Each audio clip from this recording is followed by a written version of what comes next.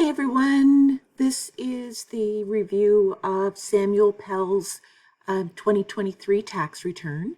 The first thing I want to point out is you see here in step 1, the identification and other information. This is where instead of you putting Mr. Samuel Pell, that's where I'd like you to put your name. Okay, and then I can see very clearly that it was you that completed the return. All right, so let's scroll down. Overall, the return was extremely well done. There's just a few things I want to point out. Actually, I can do that even from up here just to mention it. One is to watch your numbers. Okay, I've seen a couple that you accidentally put in pennies when there isn't any. Like for example, for the CPP enhancement, a few of you put in 631.10, okay? And then that of course would have thrown off all of your numbers, but I only took off points for that one spot. Also, these were really well done. The calculation of the federal tax on taxable income. I was very impressed. Let's see what else. Excuse my scrolling. I know sometimes that's hard on the head. Okay, so the CPP. So if you scroll down here, that's part one. But if you come down here to part 2, okay, I'd really like you to have a look at this because this has to do with whether or not the taxpayer has to pay CPP.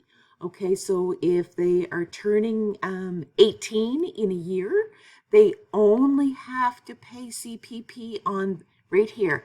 Enter the number of months in the year after the month that person turned 18. Okay, so down here, enter the number of months that CPP applies in 2023. So for Samuel Pell, it was 12.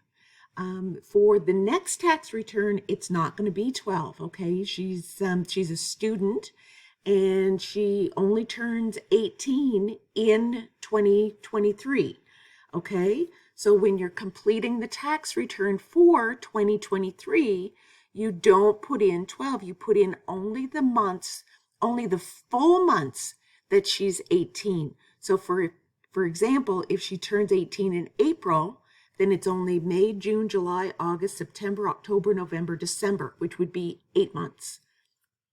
And then that's the number that you use when you go down here and look, the monthly prorated table for 2023. So if you looked up 8 months, then the maximum CPP pensionable earnings would be $44,400. And the maximum basic CPP exemption would be $2,333 and 33 cents.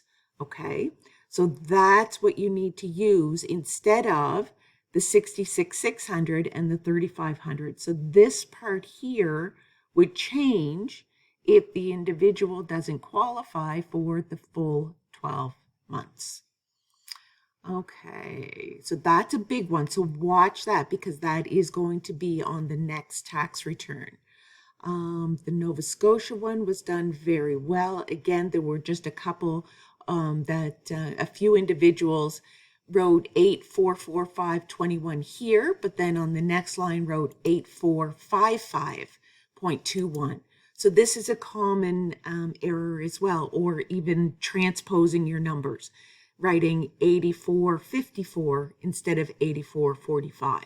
So those are some really key issues that you have to watch out for. Also, my error, I forgot to put in the list that you should upload the worksheet NS428 because of course you had to use it.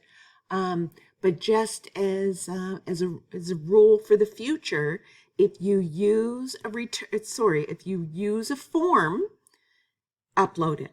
Okay. All right. I think that is everything. Yeah, I think that's everything. So watch your calculations, watch your numbering, and let me know if you have any questions. Thanks, everyone.